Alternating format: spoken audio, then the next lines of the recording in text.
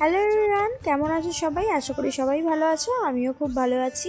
এখন বাজে ঘড়িতে প্রায় 5টা আর আমি উঠে পড়েছি। সকাল সকাল ওঠার কারণই হচ্ছে আমি জামা পরেই বসে আছি, কারণ আমরা যাচ্ছি একটু ঘুরতে।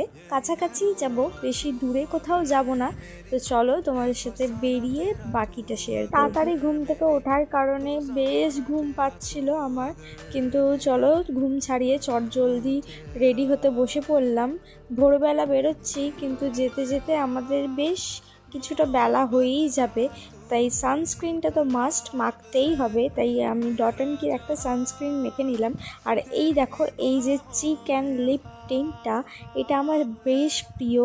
খুব ন্যাচারাল একটা গ্লো আসে মুখে, আর ফিনিশিংটাও খুব সুন্দর। বাকি আর কিছু রেডি হওয়ার নেই, শুধু একটু লিপস্টিক। আর চুলটা তো আমার বাঁধাই ছিল, পিনুনি করে নিয়েছিলাম। বেনুনি আমি একা একা করতে পারি না, তাই মাকেই একটু হেল্প করতে হয়। আর দেখো, বেরোনোর সময় আকাশটা পুরো কালো করে এসেছিল, আর একটু একটু বৃষ্টিও পড়ছিল। তাই মানুকে আমি তার নতুন রেনকোটটা পরিয়ে দিয়েছিলাম। আর নতুন রেনকোট পরে দেখো, ওকে পুরো ভুতুর মতো দেখতে লাগছে না? বেরোনোর পরেই দেখেছে রেনকোট পরেছি, কিন্তু আর বৃষ্টি হচ্ছে না। আর যেই রেনকোট খুলে ব্যাগে ঢুকিয়ে দিচ্ছি, সেই দেখি যে আবার বৃষ্টি হয়ে যাচ্ছে।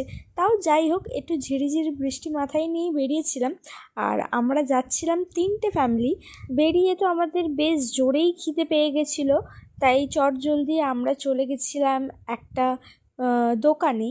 সেখান থেকে হালকা পাতলা কিছু টিফিন করে বেরিয়ে পড়বো আমরা সোজা যেখানে যাচ্ছি সেটার উদ্দেশ্যে।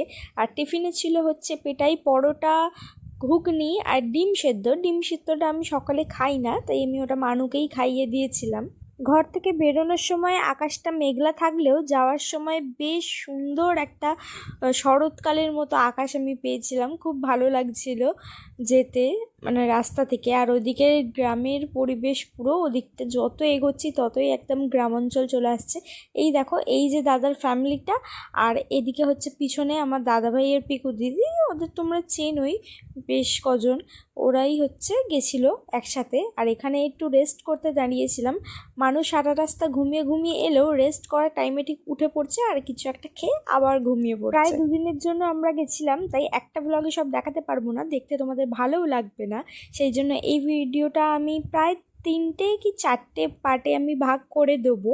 আর এখন দেখো, আমরা উঠে পড়েছি নামখানা ব্রিজে, আর আকাশ আবার কালো করে এসছে।